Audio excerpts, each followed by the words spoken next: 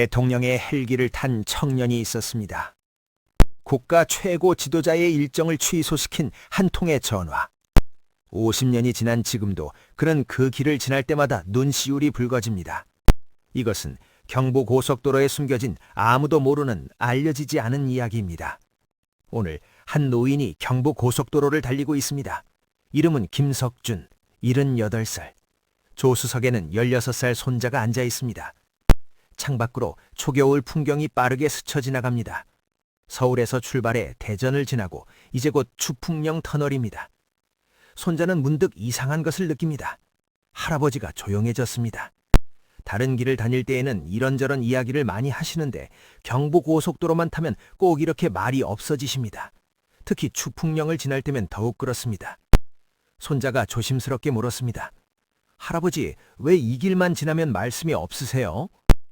김석준은 창밖을 바라보며 잠시 말이 없습니다. 긴 터널을 지나는 동안 그의 눈빛이 어딘가 멀리 가 있습니다. 터널을 빠져나오자 그가 천천히 대답합니다. 이 길에 할아버지 인생을 바꾼 하루가 있었단다. 손자의 눈이 커집니다. 무슨 일인데요? 김석준은 잠시 망설이다가 고개를 끄덕입니다. 이제는 말해도 될 때가 된 것 같구나. 그때는 1968년 겨울이었지. 할아버지가 25살이었을 때. 차는 계속 달립니다. 하지만 김석준의 마음은 이미 50년 전 그날로 돌아가고 있습니다. 1968년 겨울, 대한민국은 가난했습니다. 보릿고개라는 말이 아직 남아있던 시절, 먹고 사는 것만으로도 버거운 나라였습니다. 하지만 그 가난한 나라에 불가능한 꿈이 하나 있었습니다. 서울에서 부산까지 4시간 만에 달리는 고속도로. 사람들은 말했습니다. 미친 짓이다. 우리나라 기술로 어떻게 그런 걸 만들어? 돈은 또 어디서 구한다고? 하지만 박정희 대통령은 밀어붙였습니다. 하면 된다. 해보지도 않고 어떻게 안다는 거냐? 그렇게 1968년 2월 경부고속도로 건설이 시작되었습니다. 전국에서 기술자들이 모였습니다. 젊은이들이 현장으로 달려왔습니다. 그 중에 한 명이 25살 김석준이었습니다. 서울대학교 토목공학과를 갓 졸업한 신입사원, 검은 불태 안경을 쓴 말라깽이 청년. 그는 설렘과 두려움을 동시에 안고 충북 옥천 현장에 배치되었습니다. 바로 그곳 추풍령 구간이었습니다. 추풍령은 악명 높았습니다. 험준한 산약지형, 약한 지반, 예측 불가능한 날씨. 선배 기술자가 말했습니다. 여기가 고속도로 건설에서 가장 어려운 구간이야. 잘못하면 이 구간 때문에 전체 공사가 늦어질 수도 있어. 김석준은 긴장했습니다. 하지만 동시에 가슴이 뛰었습니다. 내가 역사를 만드는 이 일에 참여하는구나. 첫 출근 날 새벽 5시에 일어났습니다. 영하 10도의 추위, 손이 시려서 제대로 씻지도 못했습니다. 현장으로 나가자 장관이었습니다. 수백 명의 인부들이 이미 일을 시작하고 있었습니다. 곡괭이로 땅을 파고 돌을 깨고 흙을 나르고. 김석준은 그 광경을 보며 숙연해졌습니다. 이 사람들이 진짜 영웅이구나. 소장이 그를 불렀습니다. 김사원, 여기 3구역 측량마터. 설계도대로 정확하게 해야 해. 알겠습니다. 그날부터 김석준의 전쟁 같은 나날이 시작되었습니다. 새벽 5시 기상, 6시 현장 도착, 밤 10시까지 일하고 숙소로 돌아와 설계도 검토, 자정이 넘어서야 잠자리에 듭니다. 일요일도 없었습니다. 명절도 없었습니다. 그저 이 일. 하지만 불평하는 사람은 없었습니다. 왜냐하면 모두가 알고 있었기 때문입니다. 이 길이 완성되면 대한민국이 바뀐다는 것을, 서울과 부산이 하나로 이어진다는 것을, 경제가 살아난다는 것을. 어느 날 밤 좁은 숙소에서 동료들과 막걸리를 마셨습니다. 야, 김석준, 너 고향이 어디야? 순천입니다. 가족은? 아버지 한 분 계십니다. 어머니는? 돌아가셨습니다. 제가 중학생 때. 침묵이 흘렀습니다. 아버지 혼자 계시겠네. 자주 가봐? 김석준은 고개를 저었습니다. 못 가봤습니다. 추석에도 못 갔어요. 보고 싶겠다. 네. 사실 김석준의 마음 한켠에는 늘 아버지가 떠나지 않고 계셨습니다. 순천 시골집에 홀로 사시는 70살 아버지. 어머니가 돌아가신 후 아들 하나를 키우려고 평생을 농사 지으신 분, 대학까지 보내시려고 논까지 파신 분. 김석준은 유말마다 편지를 썼습니다. 아버지, 저 잘 있습니다. 일은 힘들지만 보람 있습니다. 몸 조심하세요. 그리고 아버지의 답장이 왔습니다. 석준아, 걱정 마라. 아버진 괜찮다. 내 일이나 열심히 해라. 그 길이 완성되는 걸 보고 싶구나. 김석준은 그 편지를 읽으며 다짐했습니다. 아버지, 조금만 기다리세요. 이 일만 끝나면 꼭 찾아뵙겠습니다. 하지만 그는 몰랐습니다. 아버지가 편지에 쓰지 않은 것들을. 혼자서 밥을 지어 드시다가 손을 데이신 것, 계단에서 넘어지셨던 것, 밤마다 가슴이 답답해서 잠을 못 이루시는 것. 아버지는 아들을 걱정시키고 싶지 않으셨습니다. 그렇게 1968년의 겨울이 깊어갔습니다. 그날 아침 1968년 12월 17일 화요일, 그날은 유난히 추웠습니다. 새벽 기온이 영하 15도까지 떨어졌습니다. 김석준은 평소처럼 새벽 5시에 일어났습니다. 세수를 하려는데 수도가 얼어붙어 있었습니다. 오늘 일하기 힘들겠는데? 현장으로 나갔습니다. 인부들이 모닥불을 피워놓고 손을 녹이고 있었습니다. 김서원, 오늘 측량할 수 있겠어? 해야죠. 일정이 빠듯한데요. 김석준은 측량 장비를 들고 현장으로 향했습니다. 얼어붙은 땅, 미끄러운 비탈. 하지만 멈출 수 없었습니다. 오전 10시쯤이었습니다. 갑자기 사무실에서 비명 소리가 들렸습니다. 뭐라고? 김석준은 고개를 들었습니다. 소장이 사무실에서 뛰어나왔습니다. 얼굴이 하얗게 질려 있었습니다. 비상! 전 직원 집합! 무슨 일이지? 사고라도 난 건가? 직원들이 우르르 모였습니다. 소장이 떨리는 목소리로 말했습니다. 방금 청와대에서 연락이 왔습니다. 대통령 각하께서 오늘 오후 2시에 이 현장을 방문하십니다. 순간 모든 것이 멈췄습니다. 그리고 대통령이 지금 오늘? 폭풍이 시작되었습니다. 빨리 현장 정리해, 자재 치워, 사무실 청소, 보고자료 준비. 아수라장이었습니다. 김석준도 정신없이 움직였습니다. 자신이 담당한 3구역을 점검하고 또 점검했습니다. 실수하면 안 돼, 절대 안 돼. 가슴이 두근거렸습니다. 손이 떨렸습니다. 대통령을 직접 본다고? TV에서만 보던 그분을? 동료가 옆에서 말했습니다. 야, 긴장되지? 떨려 죽겠어. 근데 또 기대도 되네. 우리가 하는 일을 각하께서 직접 보시잖아. 그랬습니다. 두려움 속에도 자부심이 있었습니다. 우리가 하는 이 일이 얼마나 중요한지 국가 최고 지도자가 직접 확인하러 오신다는 것. 점심시간도 제대로 먹지 못했습니다. 모두가 정신없이 움직였습니다. 현장은 순식간에 정돈되었습니다. 흩어져 있던 자재들이 깔끔하게 정리되고 먼지 투성이던 사무실이 깨끗해지고 보고서가 타이핑되었습니다. 오후 1시, 소장이 전 직원을 다시 모았습니다. 자, 모두 옷매수매 정리하고 각하께서 곧 도착한다. 긴장하지 말고 평소처럼 하면 돼. 우린 잘하고 있어. 자신감을 가져. 하지만 모두의 얼굴엔 긴장이 역력했습니다. 김석준은 안경을 벗고 닦고 또 닦았습니다. 작업복에 먼지를 털고 또 털었습니다. 손이 계속 떨렸습니다. 오후 1시 59분, 모두가 현장에 일렬로 섰습니다. 하늘을 우러러봤습니다. 구름 한 점 없는 맑은 겨울 하늘, 그리고 저 멀리서 헬기 소리가 들리기 시작했습니다. 둥둥둥둥, 점점 가까워지는 소리. 김석준의 심장도 함께 뛰었습니다. 소리는 점점 커지고 바람이 일기 시작했습니다. 먼지가 날렸습니다. 모두가 고개를 숙였습니다. 헬기가 내려앉았습니다. 헬기 문이 열렸습니다. 검은 양복을 입은 박정희 대통령이 내렸습니다. 김석준은 멀리서 그 모습을 봤습니다. TV에서만 보던 그분이 지금 여기 계십니다. 키는 생각보다 작았지만 눈빛은 황용할 수 없이 강렬했습니다. 대통령은 현장을 천천히 둘러보았습니다. 공사 중인 노반을 보고 쌓아둔 자재를 만져보고 인부들 앞에 섰습니다. 그리고 악수를 청했습니다. 고생이 많소. 투박한 손과 손이 맞닿았습니다. 어떤 인부는 울먹거렸습니다. 김석준은 가슴이 뜨거워졌습니다. 우리가 대통령님과 함께 이 길을 만들고 있구나. 사무실로 들어가기 전 박정희 대통령은 현장 인부 몇 명을 불렀습니다. 수행원들이 재촉했지만 그는 천천히 물었습니다. 어디서 오셨어? 한 인부가 대답했습니다. 경상도 안동입니다. 가족은? 처와 아이 셋이 있습니다. 고향에 자주 가시오? 아닙니다. 일이 바빠서. 대통령이 고개를 끄덕였습니다. 가족들이 보고 싶겠구만. 이 길이 완성되면 집에 빨리 갈 수 있을 겁니다. 김석준은 그 모습을 보았습니다. 저분은 정말 우리를 보고 계시는구나. 숫자가 아니라 사람으로. 드디어 간이 사무실로 들어갔습니다. 사무실은 좁았습니다. 박정희 대통령이 의자에 앉아 소장이 떨리는 목소리로 보고를 시작했습니다. 현재 공사 진행률은 42%입니다. 예상보다 3% 앞서고 있습니다. 대통령이 설계도를 가리켰습니다. 이 구간이 가장 어렵다고 들었어. 어떻게 해결했어?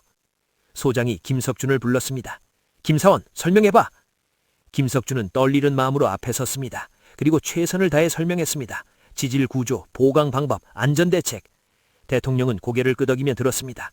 좋소. 어려운 문제를 잘 해결했소. 김석준의 가슴이 벅차올랐습니다. 보고는 계속되었습니다. 자재 수급 문제, 인력 부족, 날씨로 인한 지연, 모든 것이 솔직하게 보고되었습니다. 대통령은 꾸짖지 않았습니다. 대신 물었습니다. 그럼 어떻게 하면 되겠소? 그 순간 모두가 느꼈습니다. 우리는 함께 이 문제를 풀고 있구나. 보고가 거의 끝나가고 있었습니다. 분위기는 나쁘지 않았습니다. 대통령도 만족스러운 표정이었습니다. 긴장이 조금씩 풀리기 시작했습니다. 바로 그때였습니다. 띠리리리링! 사무실 구석에 전화기가 울렸습니다. 모두가 얼어붙었습니다. 지금 전화를 받은 직원의 얼굴이 하얗게 변했습니다. 수행원이 벌떡 일어나 호통을 쳤습니다. 지금 무슨 전화를 받는 거야? 카카 앞인데. 하지만 박정희 대통령이 손을 들어 제지했습니다. 그리고 조용히 하지만 분명하게 물었습니다. 무슨 전화요? 직원이 떨리는 목소리로 대답했습니다. 저기 김석준 사원의 아버님께서 위독하시다고 순천에서 광주 병원으로 옮기셨는데 빨리 오라고. 순식간에 침묵이 몰려왔습니다. 김석준은 귀가 멍했습니다. 아버지, 위독. 뇌리에 스치는 것은 지난주 받았던 편지였습니다. 걱정 마라, 아버지는 괜찮다. 네 일이나 열심히 해라. 괜찮지 않으셨구나, 아버지. 모든 시선이 김석준에게 쏠렸습니다. 그는 그 자리에 얼어붙은 채 서 있었습니다. 대통령이 다시 물었습니다. 어느 병원이요? 광주 기독병원입니다. 박정희가 잠시 생각하더니 결심한 듯 말했습니다. 네, 헬기 내주시오. 그 직원 보내드려. 현장이 얼어붙었습니다. 수행원들이 벌떡 일어났습니다. 비서실장이 앞으로 나섰습니다. 카카, 절대 안 됩니다. 오늘 저녁 7시에 청와대에서 고속도로 건설사 회장들과 만찬이 있습니다. 벌써 30분 전에 출발하셨어야 합니다. 또 다른 수행원이 말했습니다. 카카, 일정을 지키셔야 합니다. 회장들이 다 기다리고 있습니다. 일정표가 대통령 앞에 펼쳐졌습니다. 빽빽한 스케줄, 지켜야 할 약속들, 현실의 무게. 김석준은 알았습니다. 안 되는구나. 어쩔 수 없구나. 그는 고개를 숙였습니다. 괜찮습니다. 제가 나중에 가겠습니다. 하지만 그 나중에 언제가 될지, 아버지를 볼 수 있을지 알 수 없었습니다. 그 순간 김석준은 자신의 모든 것을 부정했습니다. 왜 여기 있는 거지? 왜 아버지 곁에 있지 못한 거지? 고속도로, 국가적 사업, 그게 아버지보다 중요한가? 지난 몇 달이 주마등처럼 스쳐갔습니다. 추석에도 못 갔습니다. 설날에도 못 갔습니다. 일이 바빠서 현장을 비울 수 없어서. 핑계였을까요? 아버지는 혼자 밥을 지어 드셨을 겁니다. 혼자 약을 챙겨 드셨을 겁니다. 아프셔도 아들한테 말씀 안 하셨을 겁니다. 김석준은 무너졌습니다. 마음속으로 아버지, 미안합니다. 제가 곁에 없어서 이제라도 가고 싶은데 갈 수가 없습니다. 동료가 어깨를 툭 쳤습니다. 위로의 손길이었지만 위로가 되지 않았습니다. 김석준은 생각했습니다. 만약 이 순간 아버지께서 돌아가신다면 나는 평생 용서받지 못할 것이다. 나 자신을. 침묵이 흘렀습니다. 아주 긴 침묵이었습니다.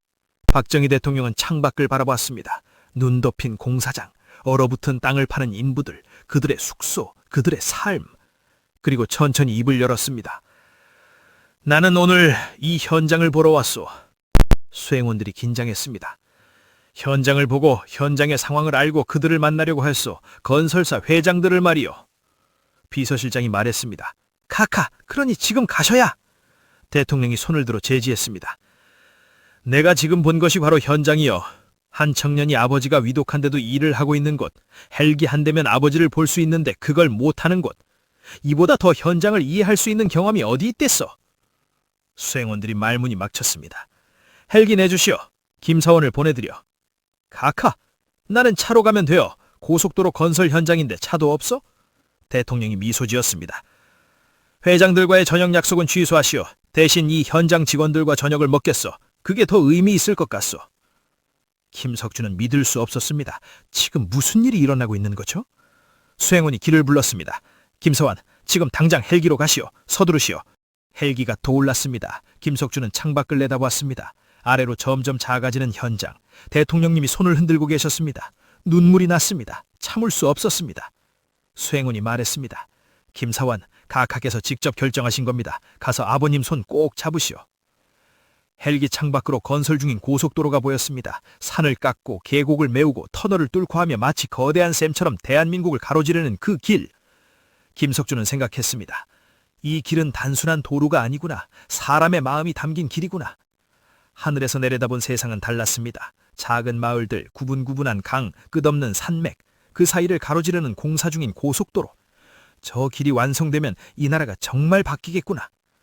30분이 지났을까요? 헬기가 고도를 낮추기 시작했습니다. 광주 시내가 보였습니다. 병원 건물이 보였습니다. 헬기는 병원 옥상에 내려앉았습니다. 김석주는 헬기에서 뛰어내렸습니다. 수행원이 소리쳤습니다. 5층 중환자실입니다. 김석주는 계단을 뛰어내려갔습니다. 엘리베이터를 기다릴 시간이 없었습니다. 1계단, 2계단, 3계단. 숨이 찼습니다. 하지만 멈출 수 없었습니다. 5층 중환자실. 간호사가 놀라 쳐다보았습니다. 김석준 아버님 어디 계십니까? 간호사가 볼록 끝을 가리켰습니다. 저기 302호실입니다. 김석준은 달렸습니다. 복도를 지나 문을 열었습니다. 아버지! 침대에 누워 계신 아버지, 산소 마스크를 쓰고 계셨지만 눈을 뜨셨습니다. 석준아, 아버지, 제가 왔어요. 제가 여기 있어요. 김석준은 아버지 손을 꼭 잡았습니다. 그 손은 여전히 따뜻했습니다. 주름진 손, 평생 농사 지으신 투박한 손, 하지만 세상에서 가장 따뜻한 손. 의사가 나왔습니다. 가족분이 도착하셔서 다행입니다. 환자분이 계속 기다리셨거든요. 아드님 올 때까지 버티셔야 한다고 하시면서 이제 안정되실 겁니다. 김석준은 아버지 침대 옆에 앉았습니다. 한 손으로는 아버지 손을 잡고 다른 손으로 눈물을 닦았습니다. 아버지, 미안해요. 진작 왔어야 했는데 제가 너무 늦게 왔어요. 아버지가 고개를 저었습니다. 아니다.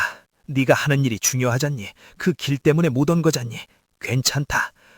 김석준은 더 이상 참을 수 없었습니다. 눈물이 쏟아졌습니다. 아버지는 그런 아들을 보며 미소 지으셨습니다. 석준아, 울지 마라. 아버지 괜찮다. 네가 와서 이렇게 손잡아주니까 힘이 난다.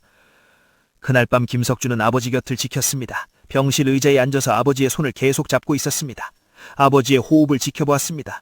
가끔 눈을 뜨시면 미소 지어드렸습니다. 저 여기 있어요, 아버지. 한편 추풍령 현장에서는 예정이 없던 저녁이 준비되고 있었습니다. 소장이 어찌할 바를 몰랐습니다. 카카, 어디서 드시겠습니까? 대통령이 주변을 둘러보았습니다.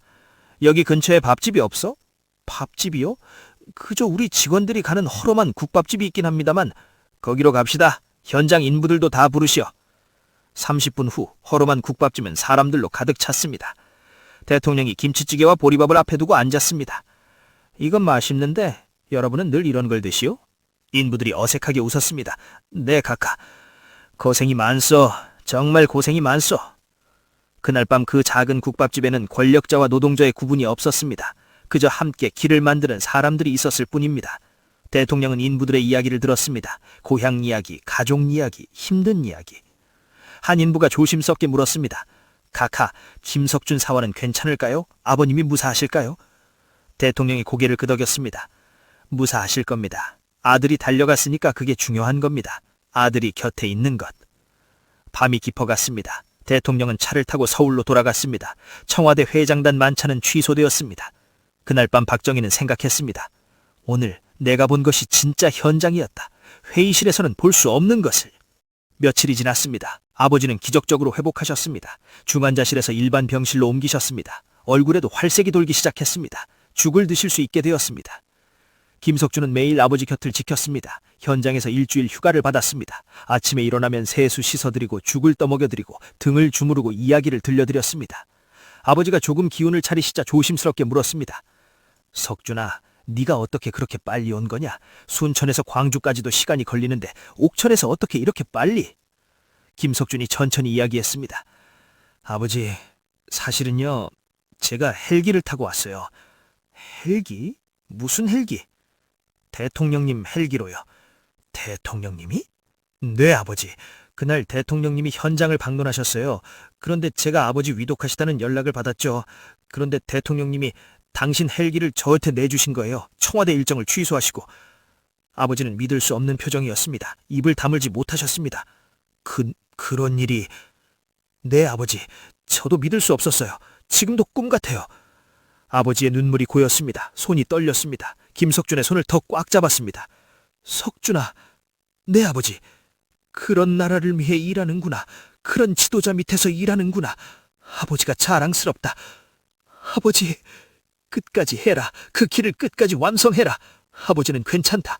네가 만드는 그 길이 이 나라를 바꿀 거다. 김석준은 눈물을 흘렸습니다. 네, 아버지. 꼭 완성하겠습니다. 약속드립니다. 일주일 후 김석준은 현장으로 돌아갔습니다. 아버지는 많이 회복되셨습니다. 퇴원 날짜도 잡혔습니다. 김석준은 안심하고 일터로 돌아올 수 있었습니다. 현장 동료들이 그를 반겼습니다. 석준아, 아버님은 괜찮으시냐?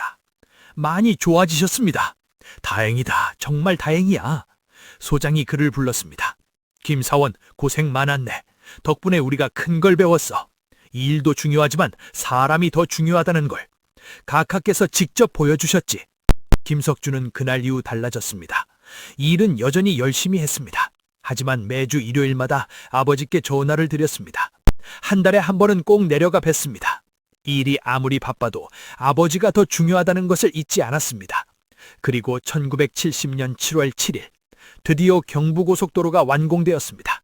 서울에서 부산까지 4시간, 불가능하다던 꿈이 현실이 되었습니다. 개통식 날 김석준은 아버지를 모시고 왔습니다. 휠체어를 타고 계셨지만 얼굴은 밝았습니다. 테이프가 끊어지고 첫 차들이 고속도로를 달리기 시작했습니다. 아버지가 말씀하셨습니다. 석준아, 저 길에 네 땀이 있구나. 네 청춘이 있구나. 김석준이 대답했습니다. 그리고 아버지의 기다림도 있어요. 대통령님의 따뜻함도 있고요. 두 사람은 그렇게 완성된 고속도로를 바라봤습니다. 그 길 위를 수많은 차들이 달렸습니다. 서울로, 부산으로, 새로운 미래를 향해. 세월이 흘렀습니다. 김석준은 정년퇴직을 했습니다. 평생 토목기술자로 살았습니다. 수많은 다리를 만들고 도로를 건설했습니다. 하지만 그 어떤 프로젝트도 경부고속도로만큼 특별하지 않았습니다. 아버지는 1985년에 돌아가셨습니다. 87살이셨습니다. 마지막 순간까지 아들 손을 잡고 계셨습니다. 석준아, 좋은 아들이었다. 고맙다. 그 말을 남기고 편안히 눈을 감으셨습니다. 김석준은 그 후로도 경부고속도로를 자주 탔습니다. 서울 갈 일이 있을 때, 부산 갈 일이 있을 때. 하지만 이상하게도 추풍령을 지날 때마다 말이 없어졌습니다. 그날의 기억이 떠올랐으니까요. 헬기 소리, 대통령의 목소리, 아버지의 따뜻한 손, 그 모든 것이 선명하게 떠올랐습니다. 손자가 태어났습니다. 손녀도 태어났습니다. 김석준은 좋은 할아버지였습니다. 아이들에게 많은 이야기를 들려주었습니다. 하지만 그날 이야기만큼은 쉽게 꺼내지 못했습니다. 너무 개인적인 이야기였으니까요. 너무 소중한 기억이었으니까요. 하지만 오늘 2024년 겨울, 손자와 함께 경부고속도로를 달리며 김석준은 마침내 그 이야기를 꺼냈습니다. 이제는 말해도 될 때가 된 것 같았습니다. 차는 여전히 달리고 있습니다. 추풍령을 지나 김천을 향해 갑니다. 손자는 할아버지 이야기를 숨 죽이며 들었습니다. 놀라기도 하고 감동하기도 하고 가슴이 뜨거워지기도 했습니다. 할아버지, 진짜 있었던 일이에요? 김석준이 고개를 끄덕입니다. 그래, 진짜 있었던 일이란다. 그래서 할아버지가 이 길만 지나면 조용해지신 거예요? 그렇단다. 이 길을 지날 때마다 할아버지는 그날을 떠올린단다. 헬기 소리, 아버지 손의 온기, 그리고 사람을 먼저 본 그 선택을. 손자가 물었습니다. 할아버지, 그분은 어떤 분이셨어요? 대통령님은? 김석규는 잠시 생각했습니다. 이 질문에는 쉽게 답할 수 없습니다. 역사는 복잡하니까요. 사람은 단순하지 않으니까요. 복잡한 분이셨지. 역사는 그분을 여러 모습으로 기억하지. 하지만 할아버지가 본 그분은 적어도 그날 그 순간만큼은 권력이 아니라 사람을 먼저 본 분이셨단다. 손자가 고개를 끄덕입니다. 이해한다는 듯이. 김석준이 계속 말합니다. 권력은 사람을 위한 거란다. 사람을 짓밟기 위한 게 아니라. 그날 할아버지는 그걸 배웠어. 진짜 리더는 숫자가 아니라 사람을 보는 거라는 것을. 창밖으로 완성된 고속도로가 끝없이 펼쳐집니다. 50년이 지났지만 여전히 튼튼합니다. 수많은 차들이 달립니다. 수많은 사람들이 이 길을 통해 이동합니다. 손자가 말합니다. 할아버지, 이 이야기 친구들한테 해도 돼요? 김석준이 미소 짓습니다. 그럼 해야지. 이 길이 어떻게 만들어졌는지, 누구의 땀과 눈물로 만들어졌는지, 그리고 한 사람의 따뜻한 선택이 얼마나 큰 의미가 있는지 다 전해야지. 그래요. 저도 나중에 제 손자한테 이 이야기를 해줄게요. 김석준의 눈가가 졌습니다. 그래, 그렇게 하렴. 이야기는 그렇게 전해지는 거란다. 한 세대에서 다음 세대로. 그날 이후 김석준은 이 길을 지날 때마다 기도했습니다. 아버지, 잘 계시죠? 그 길 끝까지 완성했습니다. 그리고 이제 손자에게 이야기를 전했습니다. 차는 계속 달립니다. 김천을 지나 구미로, 대구로, 경산으로 고속도로는 끝없이 이어집니다. 이 길 위를 오늘도 수십만 대의 차가 달립니다. 그 안에 수만 명의 사람들. 그들은 대부분 모릅니다. 이 길이 어떻게 만들어졌는지, 얼마나 많은 사람들의 땀이 스며 있는지, 어떤 이야기들이 담겨 있는지. 하지만 괜찮습니다. 알 필요는 없습니다. 다만 이 길이 있다는 것, 이 길이 우리를 연결해 준다는 것, 그것만으로 충분합니다. 김석주는 창밖을 바라봅니다. 겨울 해가 기울고 있습니다. 황금빛 햇살이 고속도로를 비춥니다. 아름답습니다. 50년 전에는 상상도 할 수 없는 풍경입니다. 그는 생각합니다. 우리가 만든 것은 단순한 도로가 아니었다. 우리는 꿈을 만들었다. 불가능을 가능으로 바꾸는 꿈을. 그리고 그 꿈 속에는 따뜻함도 있었다. 사람을 먼저 생각하는 따뜻함. 손자가 다시 묻습니다. 할아버지, 그날 만약에 헬기를 못 탔다면 어떻게 됐을까요? 김석주는 잠시 생각합니다. 글쎄다. 아마 아버지를 못 봤을지도 모르지. 그랬다면 할아버지는 평생 후회하며 살았을 거야. 하지만 그런 일은 일어나지 않았단다. 왜냐하면 한 사람이 용기 있는 선택을 했으니까. 그 한 사람의 선택이 할아버지 인생을 바꿨어요? 그렇단다. 완전히 바꿔놓았지. 할아버지는 그날 이후 달라졌어. 이 일도 중요하지만 사람이 더 중요하다는 걸 배웠거든. 그래서 할아버지는 네 아버지를 키울 때 절대 혼자 두지 않으려고 노력했단다. 아무리 바빠도 주말에는 함께 시간을 보냈어. 아빠가 그 말씀 하셨어요. 할아버지가 제일 좋은 아빠였다고. 김석준의 눈가가 또 졌습니다. 아버지한테 배운 거란다. 할아버지도 좋은 아버지가 되고 싶었거든. 차가 경주를 지나 울산 분기점을 향합니다. 곧 부산입니다. 여행의 끝이 가까워집니다. 하지만 이야기의 끝은 아닙니다. 이야기는 계속될 겁니다. 손자가 휴대폰을 꺼냅니다. 할아버지, 이 이야기 녹음해도 돼요? 나중에 다시 듣고 싶어요. 김석준이 웃습니다. 그럼 녹음해라. 그리고 친구들한테도 들려주고, 네가 나중에 손자를 갖게 되면 그 아이한테도 들려주고. 네, 꼭 그럴게요. 이야기는 그렇게 전해집니다. 할아버지에서 손자로, 손자에서 또 다른 손자로, 세대를 넘어 시간을 넘어. 고속도로는 오늘도 대한민국을 연결합니다. 서울과 부산을, 과거와 현재를, 사람과 사람을, 꿈과 현실을. 그리고 그 길 위에는 지금도 따뜻함이 흐르고 있습니다. 50년 전 한 지도자가 보여준 따뜻함, 한 청년이 받았던 은혜, 한 아버지가 아들에게 보낸 사랑. 김석주는 눈을 감습니다. 그리고 속으로 말합니다. 아버지, 오늘 손자에게 이야기를 했습니다. 우리의 이야기를, 할아버지와 저의 이야기를, 그리고 그 길의 이야기를. 차가 부산 톨게이트를 통과합니다. 428km의 여행이 끝났습니다. 하지만 기억은 끝나지 않습니다. 기억은 계속될 겁니다. 이 길이 있는 한, 이 이야기를 전하는 사람이 있는 한. 손자가 할아버지 손을 잡습니다. 할아버지, 이야기 들려주셔서 감사해요. 정말 좋은 이야기예요. 김석준이 손자 손을 꼭 잡습니다. 아니다. 할아버지가 고맙다. 들어줘서, 그리고 기억해 줄 거라고 약속해 주어서. 두 사람은 함께 웃습니다. 창밖으로 부산 바다가 보입니다. 겨울바다는 잔잔합니다. 평화롭습니다. 이것이 경부고속도로에 숨겨진 이야기입니다. 아무도 모르는 그날의 이야기. 한 청년과 그의 아버지, 그리고 한 지도자의 이야기. 권력이 아니라 사람을 먼저 본 그 순간의 이야기. 이 길을 지나는 모든 분들께 이 이야기를 전합니다. 여러분이 지나는 이 길에는 단순한 아스팔트만 있는 것이 아닙니다. 수많은 사람들의 땀과 눈물, 희망과 사랑, 그리고 따뜻한 선택들이 담겨 있습니다. 오늘도 안전한 여행이 되시기를 바랍니다. 그리고 때때로 이 이야기를 떠올려 주시기를 바랍니다. 길 위에는 언제나 이야기가 있다는 것을, 그리고 그 이야기는 전해질 가치가 있다는 것을. 감사합니다.